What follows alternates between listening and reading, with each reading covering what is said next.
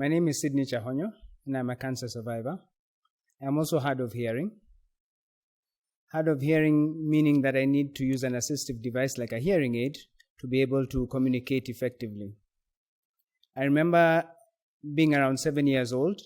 We went to the coast on holiday with my family, and I got a very severe case of mumps, which was misdiagnosed as malaria. They treated me for malaria, and because of the severity of the mumps, my body reacted to the medications they gave me, and I lost complete hearing on my left side. Since then, I've had one-sided hearing.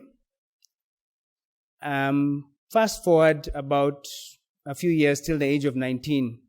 I had just finished high school. I was ready to go to university to study aeronautical engineering in the US.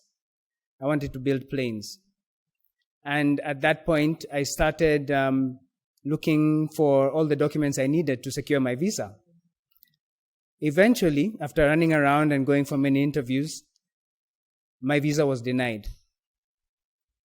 At that point, I also started having very strange symptoms, and I was eventually diagnosed with cancer of the postnasal space. The postnasal cavity is the cavity where the ear, nose, and throat meet, right behind the nose. At that point, I was told that I needed to go through radiotherapy and chemotherapy. I went through about 5 months of radiotherapy, whereby I would go into the hospital Monday to Friday for about a 20-minute session, and they would direct the radioactive waves to where the cancer was. After about 5 months of doing that, I went on with my treatment, and I started chemotherapy. I would be admitted on a Monday and be given my chemotherapy drugs through my veins from Monday to Friday. Then on Friday, they would release me to go home so that my body would recover from the toxic effects of the chemotherapy. I needed about 3 weeks to recover from the chemotherapy drugs and for my body to release the toxins before they could give me the next bout. I was to do 6 bouts of chemotherapy. After doing my 5th bout, I went in and I was doing my normal test to see whether my body was strong enough for the next bout of chemo. And I was told that I was cancer-free. There was no sign of cancer in my body. I remember being told at some point that I would have long-term effects of chemotherapy and radiotherapy, and some of them specific to my hearing. But at that point, I really didn't think about it because I was so happy that I was cancer-free and there was nothing else on my mind. So I went back into school, I graduated, I started working. At some point, I got hired by an international tech startup. It was a very different environment for me from the Kenyan environment I was used to. We were given stock options. We didn't have to be at work. There was flexi hours. And we only needed to be at work for around 10 a.m. for a critical meeting. But as long as you were delivering, you didn't really need to be in the office. This was very strange for me, and I was wondering, what kind of organization is this? But I loved it. So I was hired, and after about 2 weeks of an induction program, I started working. Around that same time, I remember being at home, and it was sometime in the evening. I can't remember what day it was, but I started hearing something very strange in my right ear, which is the ear that is functioning. It was almost like somebody was crumpling a paper. And that went on for a couple of seconds. Then after that, it just felt like my ear was blocked. From there, I went to seek advice from doctors. I saw a couple of doctors, and eventually I did a hearing test, an audiology. And I was diagnosed with moderate to profound hearing loss on my right ear. My left ear, as I had told you before, had already had severe hearing loss to the point where even a hearing aid would not help. So the one ear I was depending on was now failing me. At this point, I'm thinking, I've just gotten this wonderful job that I don't want to give up, and I don't want to look like I'm not serious about it. So I decided that I was going to prove that I really wanted the job and I could do the work.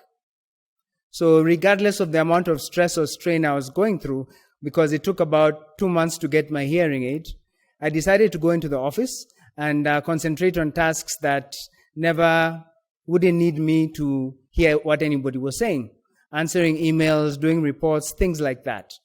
It was a struggle, but I said, I'm gonna prove to these guys that I want this job.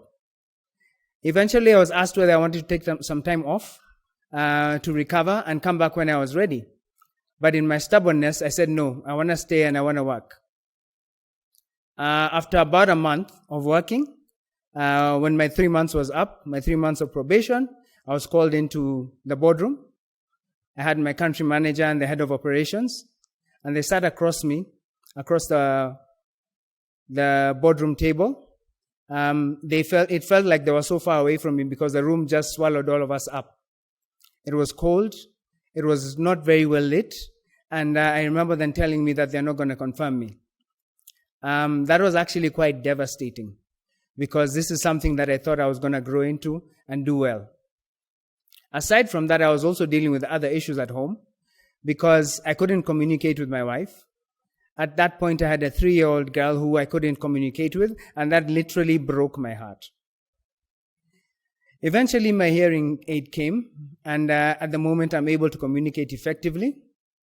The doctors say that with time, my hearing is going to eventually progress to the point where even the hearing aid might not help. But I don't believe in that because I'm here and I'm hearing. And if we get to that point, we'll cross that bridge at that point. So one thing I remember is the very same day that they let me go from my place of work, I got another email from the Young African Leadership Initiative that I had been selected as a 2017 Mandela Washington Fellow. And the same government that had denied my visa all those years ago was now inviting me to be trained as the next upcoming crop of African leaders. So I went to the US for a 3-month leadership institute, and I came back home. At the same time, I was involved in cancer advocacy, and I work with an organization that supports children by giving financial support to those children from low-income families that can't afford cancer treatment. And when I went to the US, initially, I had to fill out a form saying if I had any disability. And because of my hearing issue, I filled the form. And I was invited to go to the US about a week earlier. And we went for an institute, a university for deaf people. And that was the first time I actually was immersed into that culture, into deaf culture. And it was very strange because it was almost like the tables were turned around. It is usually the deaf person who is isolated, who cannot communicate. But here I was in a university full of deaf people, deaf teachers, deaf students, and I could hear, but I didn't know sign language yet.